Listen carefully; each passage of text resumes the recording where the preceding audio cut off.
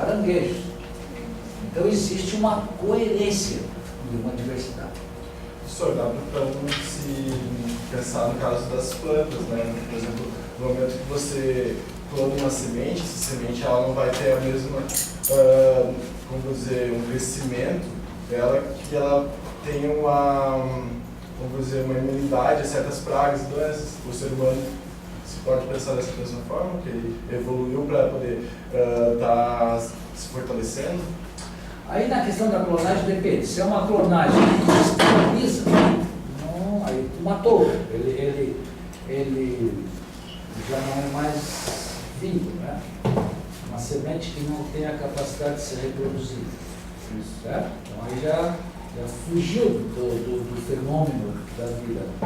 Mas a ideia é sempre manter a plenitude biológica, que é a unidade. Sempre E aí, no caso da clonagem estéril, o princípio da plenitude biológica foi geneticamente cortado. Então, tu já está num outro mundo, num outro tipo de fenômeno. Continua sendo biológico, mas não é vivo. O manter a coerência é saber que ali no conhecimento inicial tinha informações suficientes para manter aquela unidade. E se você criar uma coisa muito fora daquilo, pode ser que não que a unidade se perca. Então, a manutenção da plenitude biológica, além de a necessidade de se replicar, também começa na manutenção da sua própria unidade.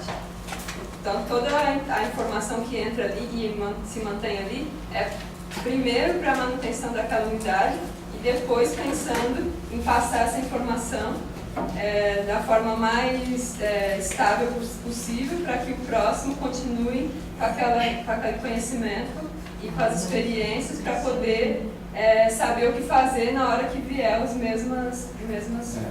A palavrinha que eu deixo para vocês pesquisar, isso é a palavrinha estabilidade.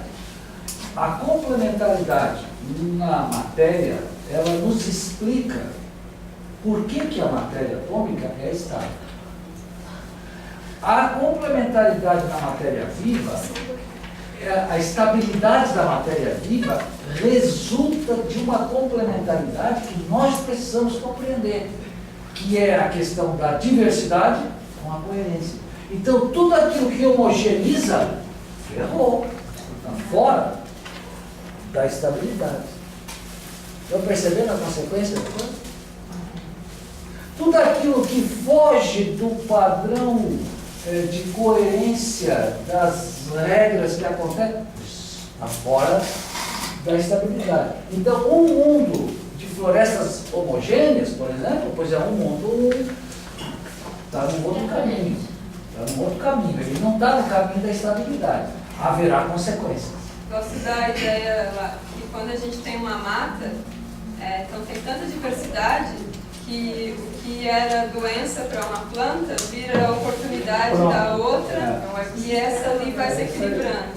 Então ali tem informação suficiente para manter essa coerência. Quando a gente tira a diversidade e coloca uma monocultura, aquela monocultura ela não tem todas as informações para manter aquela coerência. E aí o que acontece é a gente tem que pegar as informações e colocar lá. E como a gente fez isso, colocando um monte de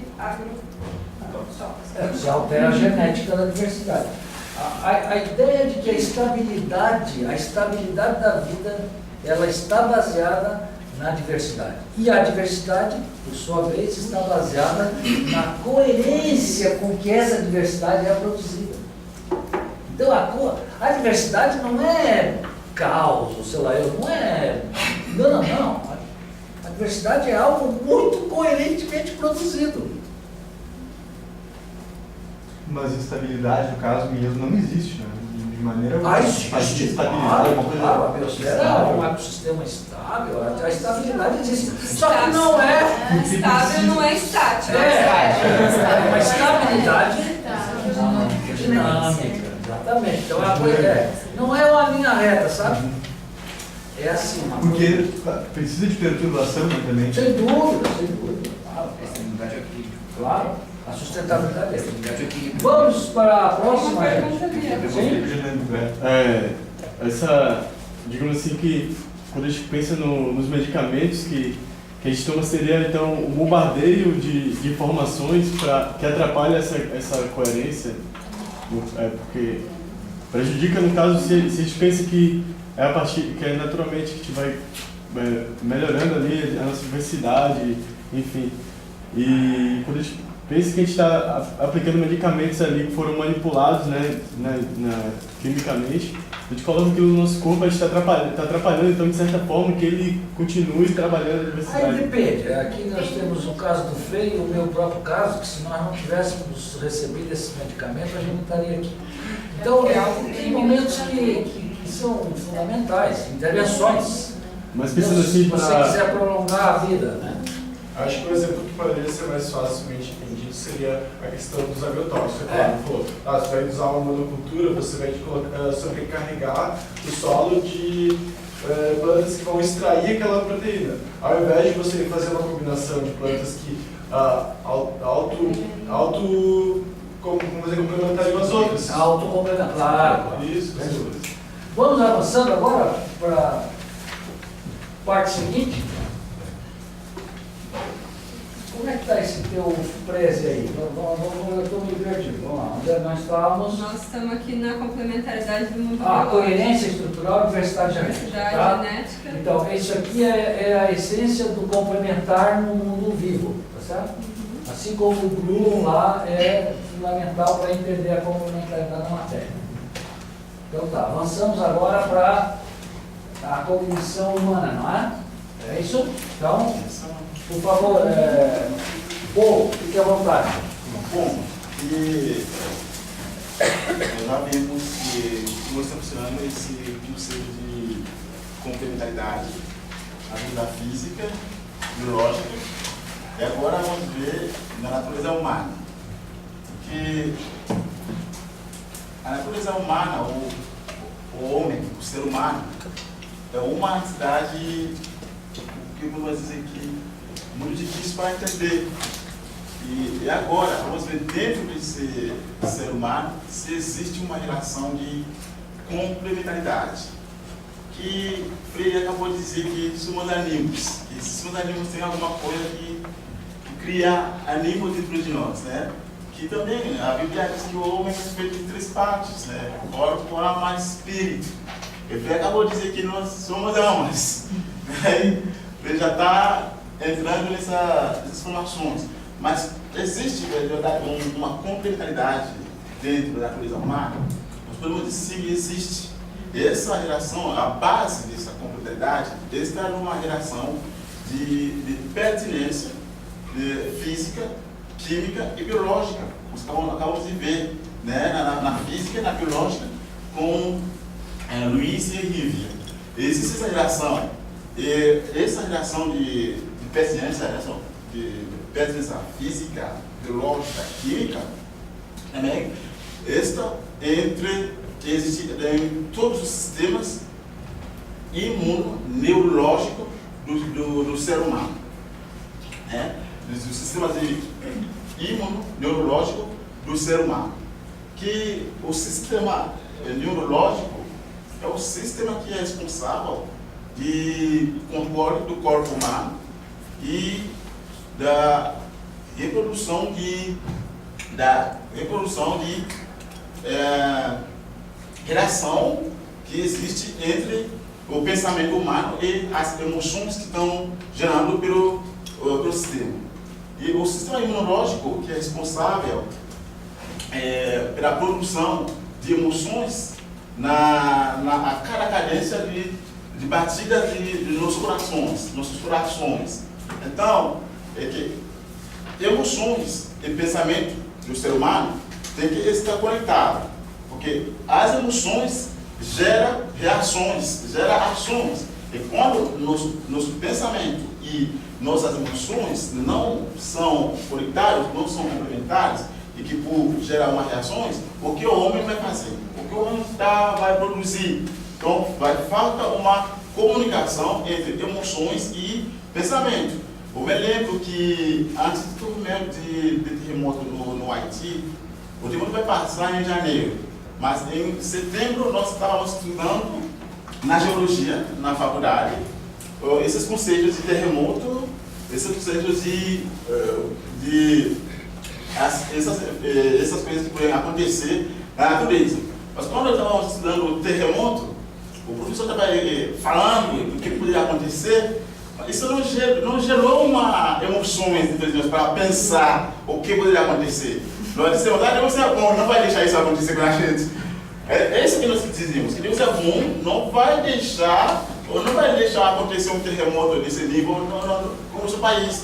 Em janeiro, de setembro ou janeiro, aconteceu um terremoto, né? E como essas informações que a gente estava recebendo não geram mais emoções dentro de nós, aí nós não pensamos em nada também. Nós não ficamos atentos para receber uma coisa assim. Então, se tivesse emoções que estão trabalhando no nosso sistema imunológico, que ia conectar com o nosso sistema neurológico, que iria controlar nossos pensamentos e fazer uma relação entre emoções e pensamentos, poderíamos pensar melhor se acontecer uma coisa assim, o que fizemos, o que faríamos. É assim que poderíamos pegar uma decisão, né, que poderíamos ajudar a se sustentar nesse momento, né? Mas como faltava nós não pensamos nessa coisa, nós não vimos por nada. Essa complementaridade entre nós, dizemos que se não existe essa relação de emoções e pensamento, o ser humano vai ficar numa situação disjuntiva. Aí, essa disjunção do ser humano completamente vai levar à disparição, à exclusão, né? a acabamento com o ser humano. Porque não tem uma relação interna entre diferentes partes que está evoluindo no interior do ser humano. Aí, essa vai ter uma falta de estabilidade humana. E se não tem um equilíbrio, aí não vai ter uma estabilidade humana. E se não ter uma estabilidade, então a gente vai ficar voando, passeando, e assim vai acabar para desaparecer, né? Vai acabar. Então, o pensamento humano e o sistema imunológico e o sistema neurológico estão em relação de complementaridade de um com o outro para a sustentabilidade do ser humano. Excelente. Excelente. Veja como avançamos a nossa ideia em poucos minutos. O que o Paul está dizendo é que nós humanos, uma evolução da complexidade dos átomos e das células, temos uma outra característica complementar. Claro, não vamos agora estar falando da complementaridade do glúmus, vamos falar do átomo que está dentro de nós. Não vamos estar falando da complementaridade da diversidade. Não, nós já somos. Agora nós precisamos de uma complementaridade que nos explique enquanto humanos. Então o que o Paul está dizendo é que essa complementaridade que nos estabiliza é que a gente tenha uma relação complementar, não é competitiva. É nesse sentido que a gente não precisa da palavra de competição. A palavra competição até agora não fez falta, né? É claro que se alguém quiser entrar com a ideia de que os genes competem, a gente não vai brigar, não tem problema. Mas até agora não foi preciso. Porque tem um louco aí, entre aspas, né? Estou brincando aí, Dawkins, que ele fala que os genes são competitivos, quando os próprios genes são pares. Né? Não existe um gene, o gene já é um par. Então a ideia do humano é que o humano se estabiliza pelo funcionamento complementar de dois sistemas que se autocriam. O sistema imunológico, dado pelas nossas vísceras, pela corrente sanguínea, né? Agora nesse momento eu estou aqui constrangido emocionalmente, né? Estou aqui na frente de vocês, e o meu sistema neurológico dado pelos neurônios. Então são dois tipos de sistemas. E eles estão eles atuam de forma complementar. Enquanto as emoções eu sinto nas minhas vísceras, as minhas palavras saem pelo funcionamento do neurológico. Então são dois sistemas já de segunda ordem, porque são sistemas de célula. Então o sistema neurológico é um sistema de 1 bilhão de células. É um mega, é uma via láctea, cara. Não, é uma via láctea. E o sistema imuno é de uma complexidade. Eu sou capaz. As minhas emoções me impactam onde tiver sangue. Mais uma vez eu uso aqui o exemplo da síndrome do pânico. Como é que pode você ficar duro, todo duro? São as emoções que chegam lá. Entendeu? Então, essa ideia de que nós humanos temos na nossa rotina de 24 horas uma complementaridade que é inata. Ela vem conosco. Quando essa complementaridade se afasta, nós começamos a reduzir. Certo? Na medida em que a gente começa a separar emoções de razão, a gente começa a reduzir. Certo? Na medida em que a gente começa a separar a diversidade da coerência, nós começamos a reduzir. Então, as reduções são consequência dessa separação de algo que está ligado ao nascer, vamos dizer assim, que é complementar. O sistema neurológico é complementar o sistema imunológico. Eles não são concorrenciais. Eu gosto de pensar que o sistema, o vivo, ele faz duas checagens. Ele faz uma checagem de como está internamente, como ele está internamente, e faz uma checagem de como está o externo, o ambiente. Então, nessas duas checagens, a gente tem desde célula, a fita dupla, a membrana dupla, a membrana plasmática ela é dupla, duas camadas de moléculas, uma se comunicando com o externo e uma se comunicando com o interno, fazendo essa checagem. E essa organização, a nível de humano, deu um sistema imunológico, que é o que faz a checagem do interno, e o sistema neurológico, que é o que faz a checagem do externo. E esses dois se comunicam para dar as nossas ações, né? Então, perante ao que está acontecendo dentro de mim e o que está acontecendo no interno, que eu faço o que eu quero fazer. Okay. Agora vamos avançar a metodologia e vocês vão trabalhar em duplas, porque é coisa para não se movimentar muito. E vocês vão preencher o terceiro, a etapa 4, aliás, a etapa 3. Tá? Na etapa 3, todo mundo está situado? Então, na etapa 3, você vai conversar com a pessoa que está do seu lado e vocês vão escrever as palavras-chave que vocês capturaram, que vocês pegaram da exposição. Ok? Tá. Vamos lá. O primeiro quadradinho, você colocou palavras suas. Ok? A tua subjetividade. Agora, o segundo, eu esqueci, mas você deveria estar escrevendo na medida em que a gente ia expondo. Certo? Tá bom, eu esqueci.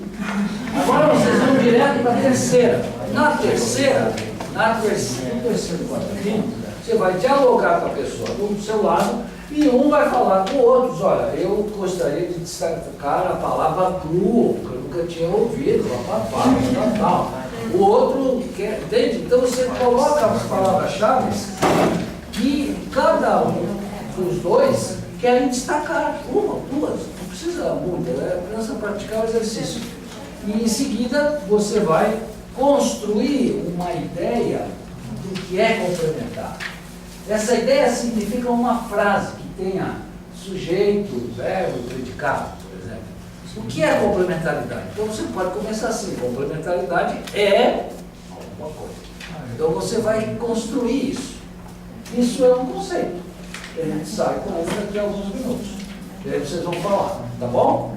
Então eu vou dar para vocês 15 minutos. É muito. 10.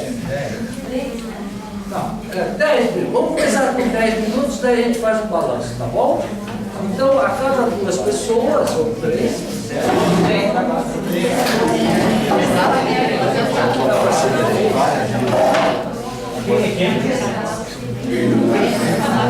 duas pessoas.